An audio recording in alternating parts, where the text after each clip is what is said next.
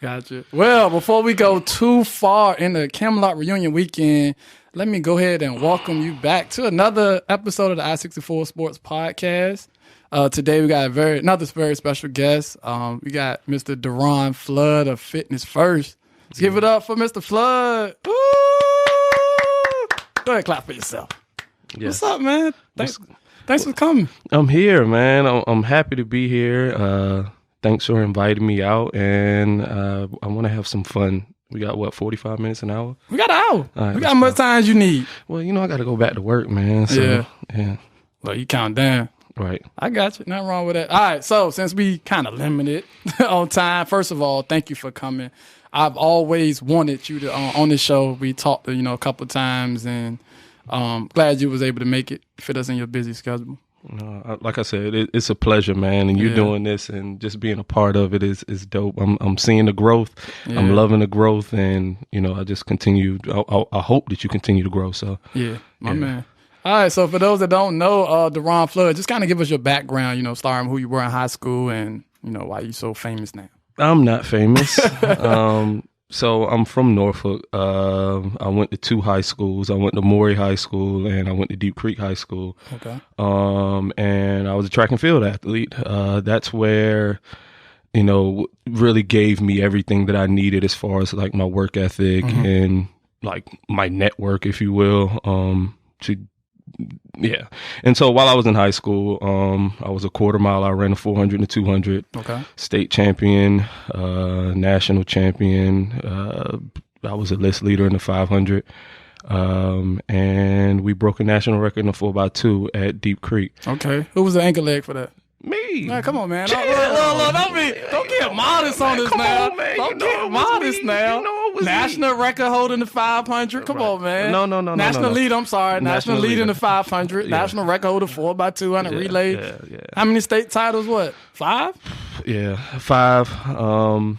And yeah. We won the pin relays 4x1 too. Yep. So yeah, it was a lot. It was a lot of fun, and like we were just talking about before we got on air, I just left the Camelot reunion, and I met up with all of those guys. Man, they're grown, they're mature, they're successful.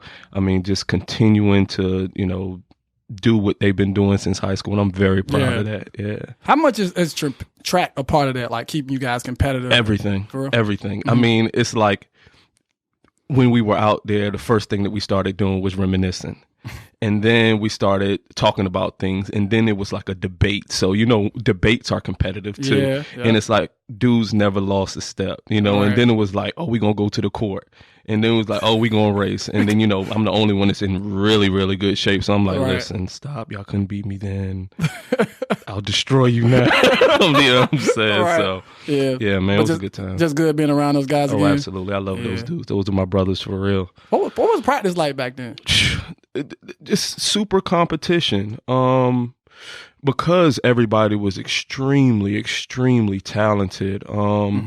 The coaching, he almost didn't have to. He would give us the workout, and it was just like, who's going to get across the line first? Every rep, whether it was a 200, whether it was a 400, whether it's, sprint work or whatever the case may be. And, it translated very, very well onto the track. I mean, it wasn't uncommon, even at the state championship, to see 4 guys from Deep Creek in the 100, the 200, the 400, sweeping the relays. Killing the relays. Right. So, shout out to those dudes, man. Like I said, those are my brothers. Yeah.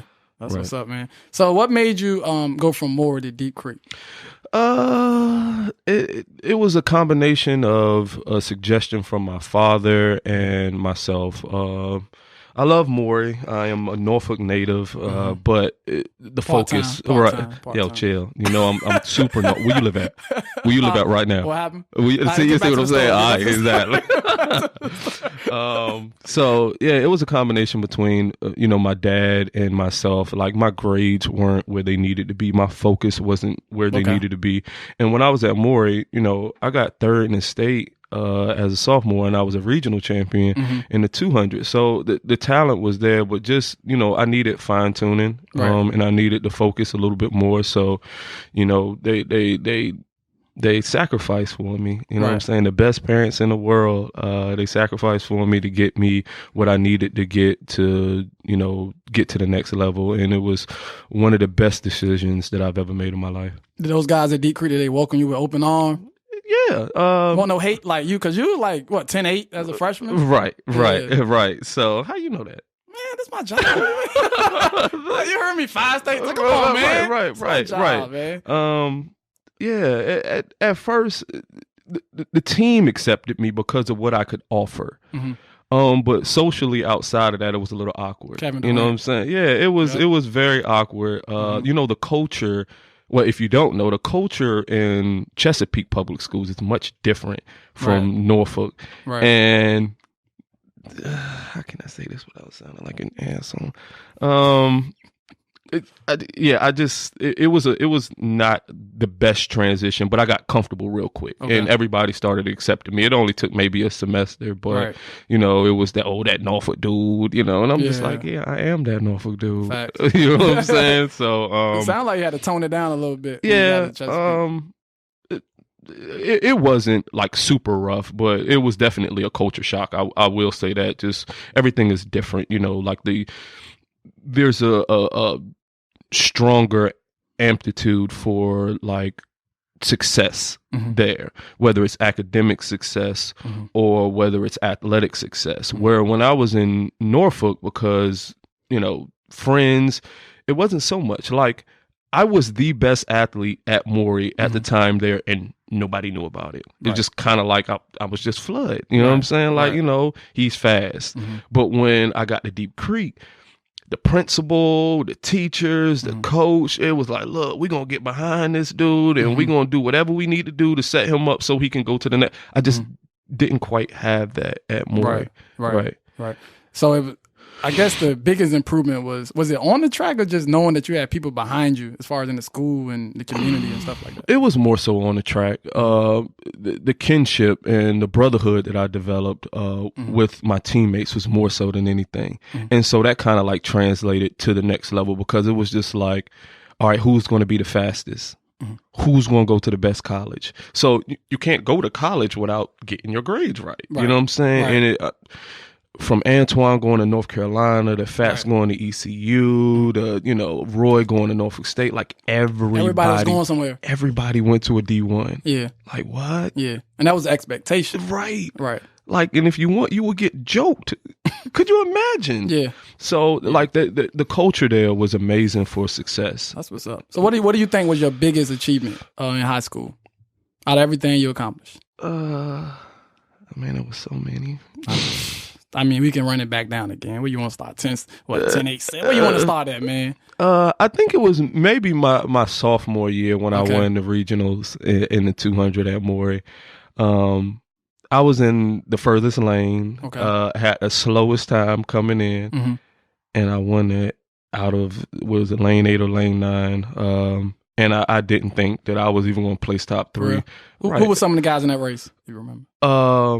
All of the Deep Creek guys. I just remember a bunch of Deep Creek guys ahead of me.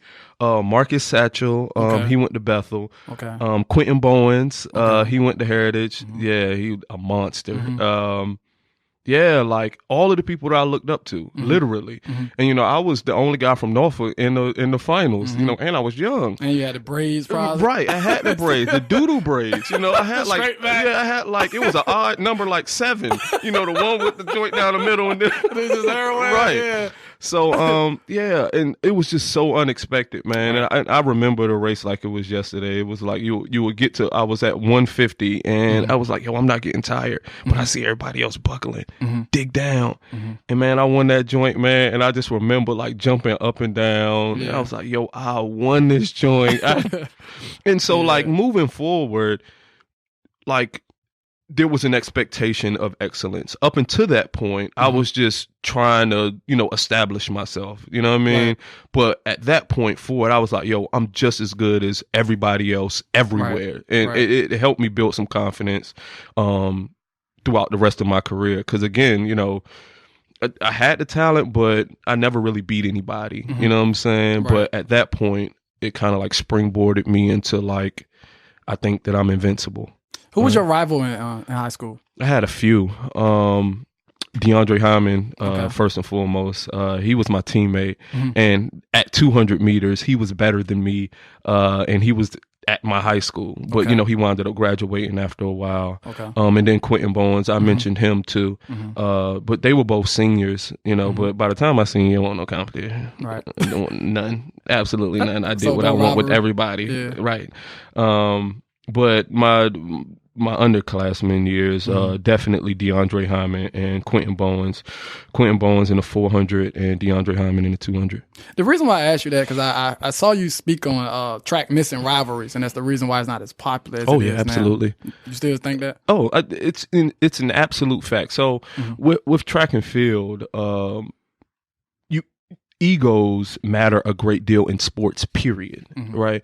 And what I've seen over the years that I've been an athlete is humble. You know what I'm saying? Everybody's supremely humble during the interview. They're supremely humble when it comes to just everything about the sport, which is not a good thing or a bad thing. But if somebody asks me personally, rivalries is what drives sport. Track and field was at its peak when Donovan Bailey and Michael Johnson, like they literally allotted money. The Track and Field Federation allotted money for that race. They weren't. I mean, Michael Johnson was great, but Donovan Bailey was cool. But we have athletes right now that are faster than both of them. Like legit, blowing it out of the water, like legit. Right. You know what I'm saying? And there's a lot of great talent, but nobody wants to push that button. Michael Norman is the number 1 400 guy right now. Fred Curley just beat him. Fred Curley has the attitude. If I was Fred Curley, I would be like, what did y'all think was going to happen? Right. I was supposed to win this. And y'all don't talk to me unless you're talking about winning. Right. Why are y'all even interviewing him? I'm the champion. So we need to hear some trash talk. Right. That's what we need to go. Absolutely.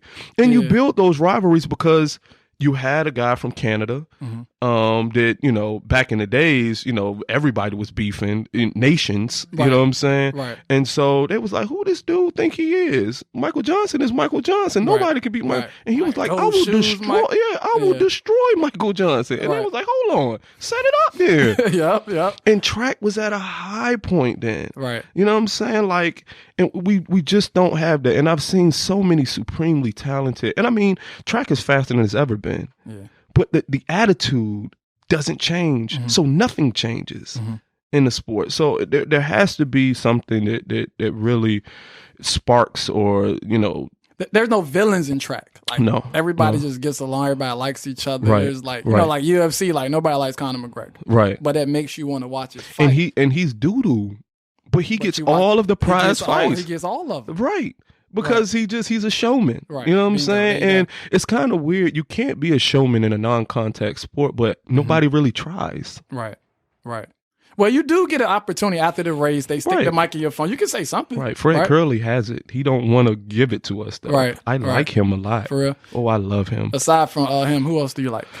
I like Ry Benjamin. I think that he's probably the most talented person in track and field right now. Okay. Like, by far. And then Muhammad, the girl who just broke the 400-meter hurdle world record.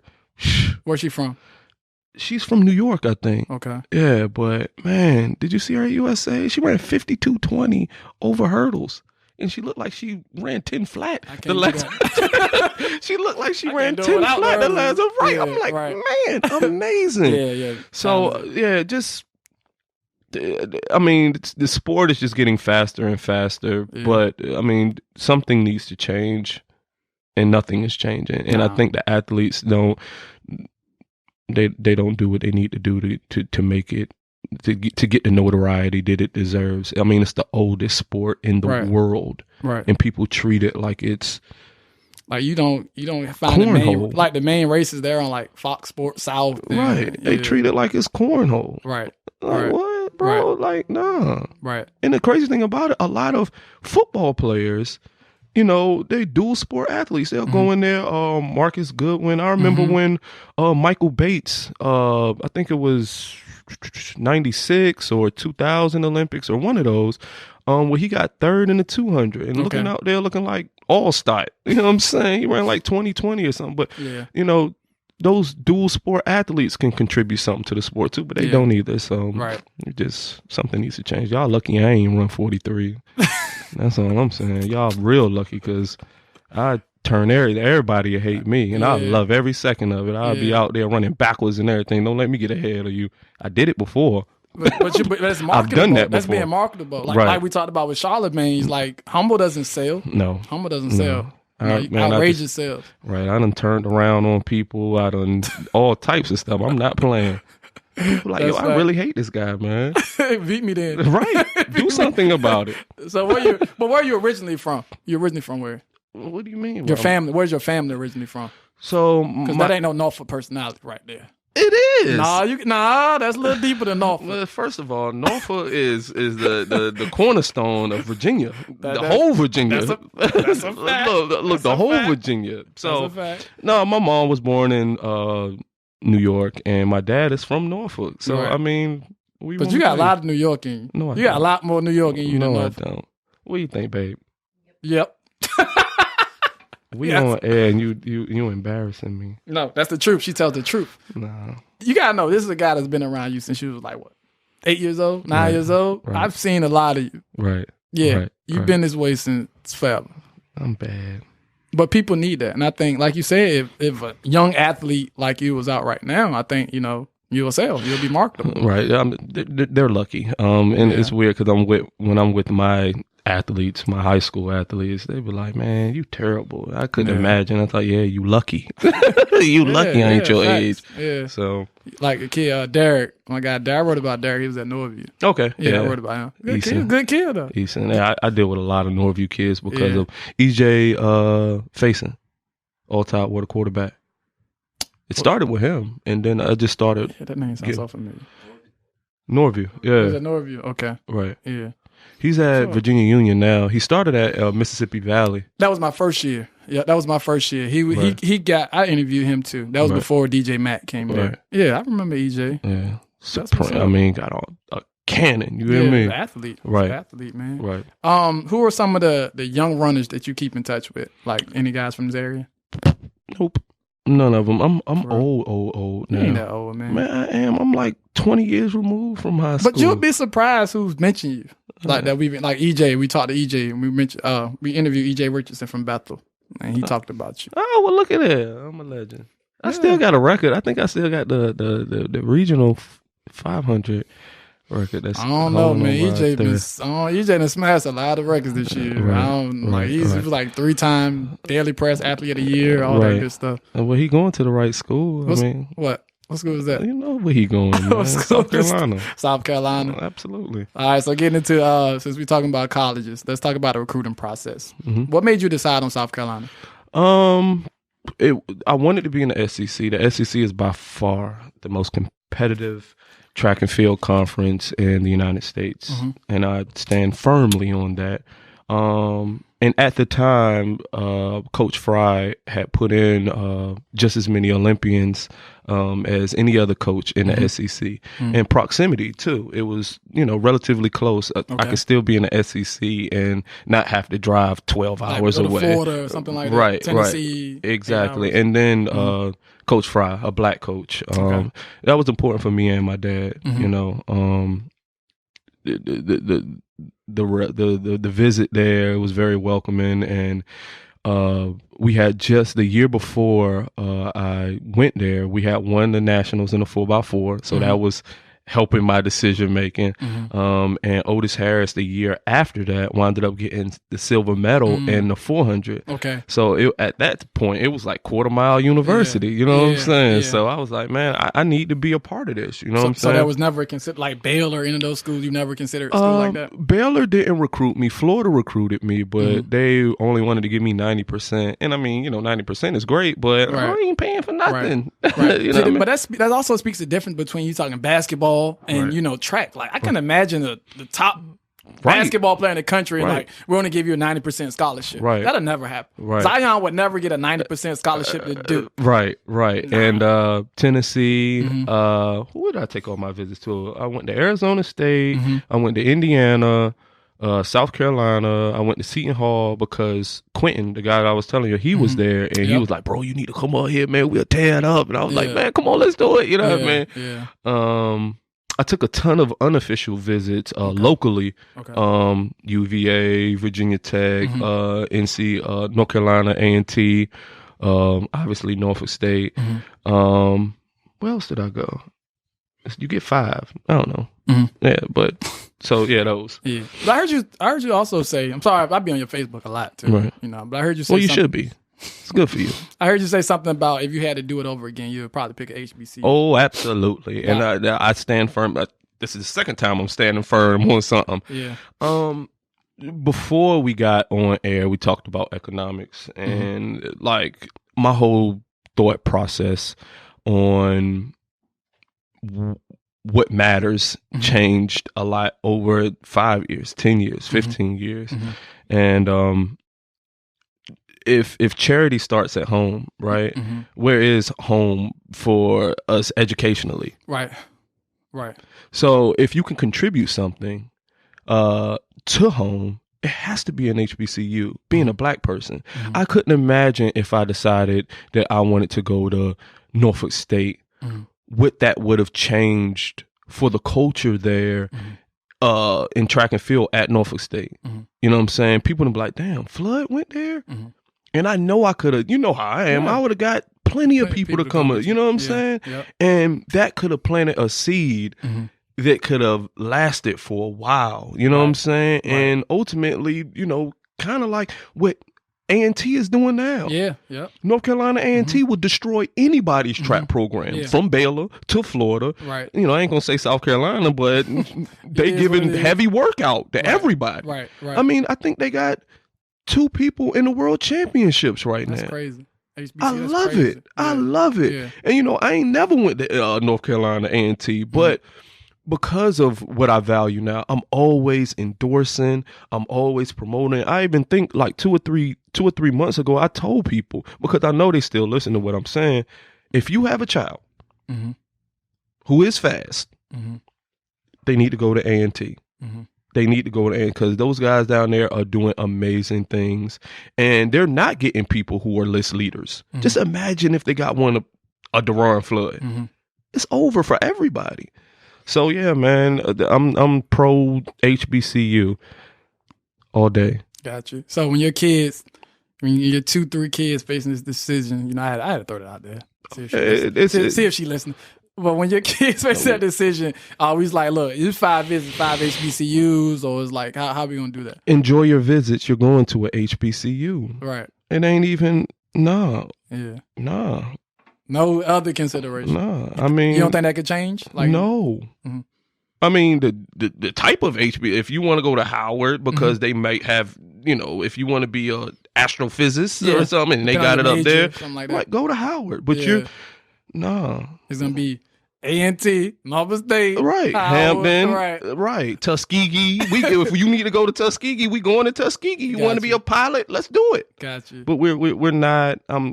I made that mistake, and I will say it concretely on public. I made a mistake by going there, and I wouldn't.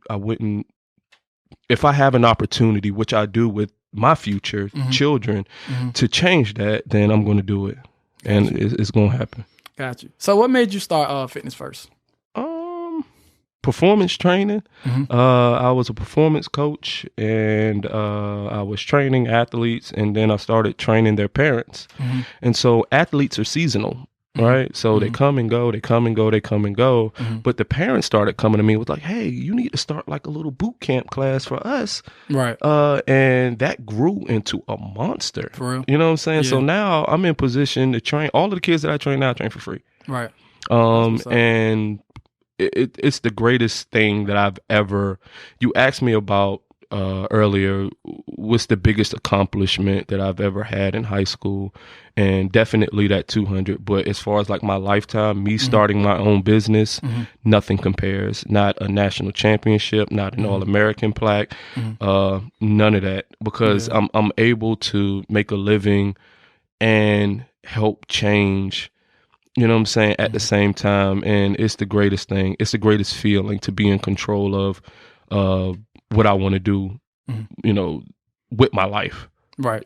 Amazing. I encourage people to, bet on themselves. When did you, because I remember when it was like, maybe it was like 2010 when I was coming to you, like, I didn't know if I want to be a teacher or what. Right. I remember that conversation. And you was like, man, go do what I wasn't ready to jump in back then, but I remember you were telling me, like, you need to go, basically invest in yourself. Right.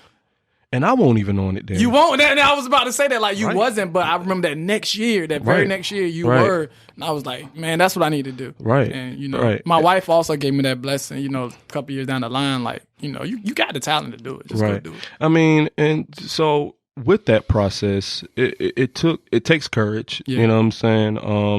And then also, we're a part of an era where Black people especially are understanding economics, right? Mm-hmm. And how we can maximize our quality of life and leverage money, you know what I mean? And so I went up until that point, I did everything that everybody else told me I should do, right? I should go to a big university. I should do this. I need to work here and do all of these things. And not saying that my quality of life was bad, because I've never been bad. Anybody who knows me know that my parents have been excellent. I've always been in a decent situation, but like, I ain't no decent person. Right. You know what I'm saying? Like, and I'm willing to sacrifice what I need to sacrifice to get everything that I feel like I deserve in this lifetime. Right. And my number one fear is not living up to my potential. You know what I'm saying? Man. And so like, when I think about that, it's like, oh, I ain't got no, you want me to turn off cable so I can take that extra $100 and invest back? No problem. Easy. Phone posits, I stopped wearing them a long time ago. Going out, drinking, I don't do any of those things. I don't need those things. And then when people ask me about fitness first, when people ask me about certain things that I'm doing, they're like, well, how do you be able to afford that? And I tell them straight to that, you can do it too. We were just talking priorities. Yeah, priorities. You can do it too. Yeah. And I mean, it helps that, when I was starting the business up, that I could stay with my parents, but they were still charging me. They was like, look, if you're going to be here, you're going to pay something. And it won't no little $100 neither. You know what I'm saying? Right. It ain't going to be no little $100, but they was like, look, you're going to have to pay something. Yeah. And, paying $500 a month was easier than paying $1,000 a month. You know what I'm saying? And I used that extra to leverage my business. You know what I'm saying? So being calculated matters, you know what I'm saying? And then having like a methodology saying, okay, this is where I am and this is where I want to be in 2 weeks, 2 months, 2 years. You know what I mean? So who helped grow your vision from when you started with Fitness First to where you're at now? Say that one more time. Who helped grow your vision? Nobody. For real? Yeah. It was books. No mentors? Have any mentors, anything? Nah. It was definitely books. Like, when I decided that I wanted to be an entrepreneur, it was an introspective look. You know what I mean? I had to look inside, and just like we hit on, what's important. And so when I decided I wanted to be an entrepreneur, I read a lot about Black history. Okay. And that actually stays in the back of my mind when it comes down to making those tough decisions. We got it easy compared to 1970s Black people. Right. They have it easy compared to 1900s Black people. You see what I'm saying? So I keep that in the back of my mind when I'm thinking that I'm struggling. This ain't struggling. Right. You know what I'm saying? Right. Nothing that I'm doing is struggling. Nothing. Because 50 years ago, it could be a totally different situation. 100 years ago, you had a business? It's impossible. You weren't even allowed to read. Right. Like, read and write. Right. They would kill you. Right. So, yeah, man, just that laser focus is what matters. And being an athlete gave me the foundation to execute, because people don't understand the skills, especially young kids, that you develop being an athlete and being able to transform that into something post athletics. Right. You can be on a schedule because you're one as an athlete. Right. You can work hard because don't nobody work harder than athletes. You understand what I'm saying? You, if you a quarterback, I should not ever have to question your intelligence ever. As a quarterback, as a cornerback, I shouldn't ever have to question. It's so demeaning to me to hear analysts talk about a black quarterback, low act. It's impossible. I've never heard you say that about a white quarterback. It's impossible. Do you know what these guys are responsible for? Being a dog. Thank you. The intuition. Right. The reads. Right. They're the smartest people on the planet. Right. Corners, too. You cannot be a cornerback. You cannot be a quarterback and be a little smart. You have to be a genius, man. Especially if you don't. Don't do that ever. Right. Not around me, because I'm going to check you. Right. You know what I'm saying? Right. Nah. You think we need more analysts or somebody on TV, somebody like you? Of course. Everybody needs somebody like me. Everybody needs somebody like you. Ain't that right? Go ahead, girl. Look at her. So what's first of all, where are you located? I'm sorry, I kind of skipped that. It's all good. 816 East 25th Street in Norfolk. In the heart of, I want to say Park Place, but it's in Villa Heights. Villa Heights. Right. Got you. Right. What kind of classes do you offer? Personal training, small group training, and boot camp classes. Got you. So how do people find you if they want to find you? Instagram at FLOODDR. Say that again. Instagram at FLOODDR. And then my Facebook is Derron Flood. You can just find Derron Flood. And then my business page is Fitness First Training Services. Gotcha. I just want to make sure I get that in there, before I ask you the rest of these questions. Yes, thank you for the plug. Come see me. Gotcha. So going back to the post, I know before we got on air, I talked about the post you made back in 2017, right? About people boycotting the NFL, right? Of course, at the time, this was the height of Colin Kaepernick's decision. Of course, there was people on one side or the other. At first, I actually was on the side, like, they ain't really. I ain't gonna say that has anything to do with me, but I was like, I'm a Cowboys fan, I'm a football fan, I'm gonna watch football regardless. But the more I just got into it, reading about it, I'm like, nah, I can't do it. Listen, and I appreciate you saying that because of your interests. I appreciate you saying that because of your background. And it's hard because people like you and I who are so invested in the sports, I get it. I completely get it. But it boils down to, again, values and what you prioritize. A sport isn't more important than my humanity. Right. And I'll say that again. A sport isn't more important than my humanity. So if I have to choose between watching football, playing football, and people treating me fair like a human being, then I will choose that 120 times. Right. I will never watch football again. I don't even have cable. People ask me, like, I'm never watching football again. And I love football. Right. I still got college. Right. Go Gamecocks, but I will never, ever watch football again. You don't have to show me 2 and 3 times that you don't care about me. Right. What? Right. Never. I will never watch NFL ever again. And I'm okay with that decision. Right. My dad, you talked to him about it. Yeah. He thought I was crazy. I said, Dad, bro, I'm about to go. I'm not watching this. My dad the same way. You know what I'm saying? And so we put so much value and so much importance on sports. And then when I look at the landscape, our landscape, if we took the energy and the interest in just one other thing other than sports, because we dominate sports, right? It's our interests are a result of the workplace there. If you look at the workplace, all of the employees are Black athletes, right? And so just think if our fathers were as interested in astrophysics, what do you think that would look like for the children? Right, or owning the business. Right. Right. What do you think that would look like for the children? So I ask people, what's more important? And they will always say, my humanity is more important. But the actions never align. Every Sunday, what they doing every Sunday? Right. Sitting in front of the TV. It's just like, it never aligns. Right. And I don't know what to do about it. It's almost like they're in a trance. You know what I'm saying? Like, do you think would it ever change? You think they ever change? I don't think it would change. I mean, going back to even Donald Sterling, if that wasn't the most disrespectful, right? I mean, just that was blatant. And they cut him a check and Telling him about his right. business. And then the players at halftime went out there and took their shirts off, put it on the floor, picked it back up, and played basketball. You gonna make me cuss on air? Cuss? I mean, just wow. Yeah.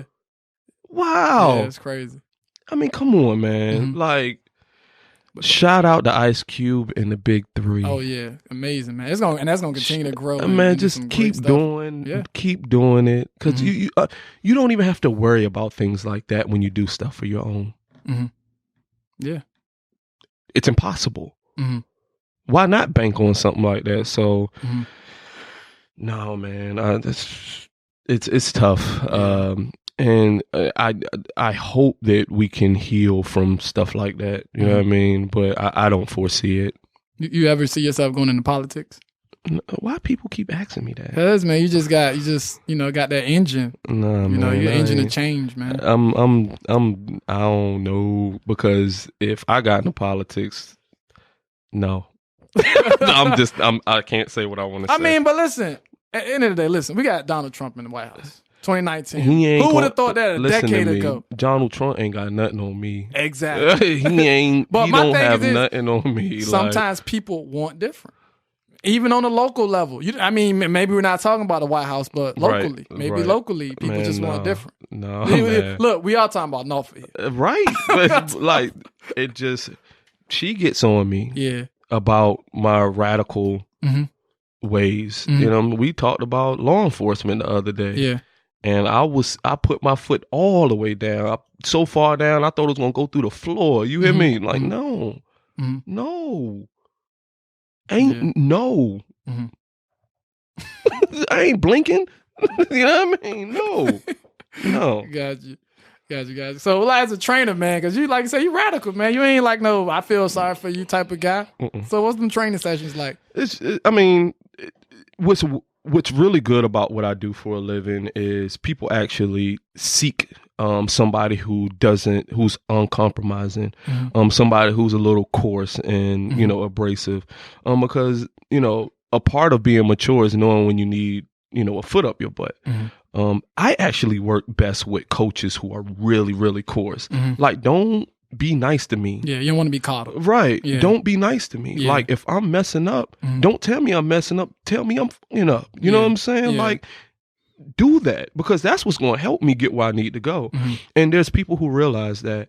And it really works out well. I've had tremendous success with training people. Extreme weight loss, women especially lifting 2 and 3, well, I can't say 3, 2 times their body weight, you know what I'm saying? Just things that they didn't even think was imaginable upon coming into the gym, you know what I'm saying? And I'm very proud of that. As a trainer, is there, I want to say a motivational story, but kind of like a client that you didn't think would be where they're at now? Oh, I have I got so many of those. For real. And you know what's weird about training? Like, when you're doing your initial consultation, and this is something that I had to learn, you never know. And sometimes it's the super desperate person who's extremely overweight. It's just like, look, I just need this off of me. I'll do whatever you ask for me so I can get in shape. I'm tired. And then that person will lose 100 pounds. It's like, damn. That's crazy.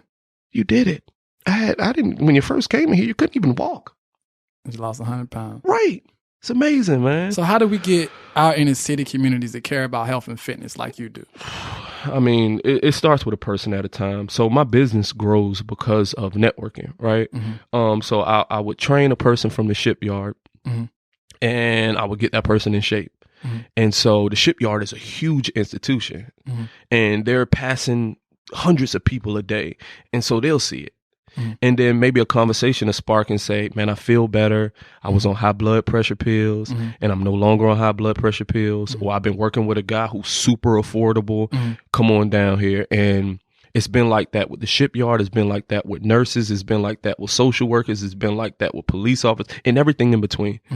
And so because it's just me, and obviously I'm trying to find different ways to extend my reach, but just starting with a person at a time, and getting them to understand and appreciate what it's like to actually be fit, what it's like to actually be healthy. You know what I mean? So my answer is definitely just one person at a time. So what's your vision for Fitness First? We got to keep growing, baby. I need more trainers. I want to have a sportsplex like Boo Williams.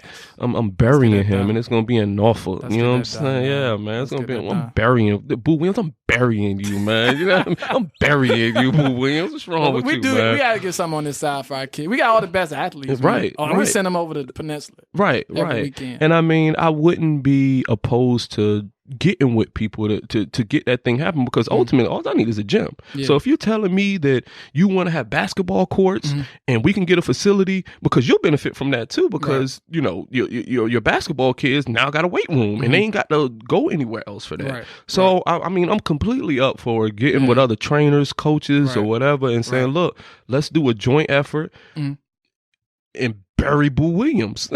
You know what I'm saying? Have you previously reached out to any trainers or anything? I've had a lot of trainers work underneath me. A guy from Norfolk State. Right. Jordan. Yeah, he's still killing it. Yeah. But, you know, nothing that lasts a really, really long time. You know, people aspire to be the businessman, but a lot of times they're unwilling to do everything that they need to do to get where they need to go. And I mean, it just takes a dog a lot of times, and people out here are little puppies. I'm gonna ask you a couple more questions before I get you out of here. What's your favorite book? Oh man, what's my favorite book, hun? He used the word hun. Yeah, oh, man. I gotta talk to you after this. Look, man, she's been a very, very important part of my life, so I'm gonna go ahead and drop her on there. Gotcha. Yeah, probably the autobiography. Yeah. Right. So you don't seem like much of a movie TV man. I'll ask you about that. What kind of? Well, I have a favorite movie. What you got? Malcolm X. Like seriously. Yeah, seriously. Dope. Right. Yeah, Denzel killed that one. Right. Favorite who? Music. I'm sorry. What kind of music you listen to? Hip hop, through and through. I have Blueface. I have a favorite artist, and then I have who I think is the best ever. My favorite is MF Doom. Okay. My all time, like the best, is probably Nas. Gotcha. No J in there? I mean, he can be 1B.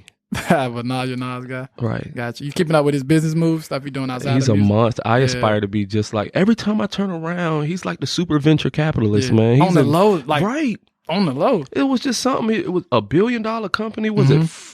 I think it was something in the medical field or something like that.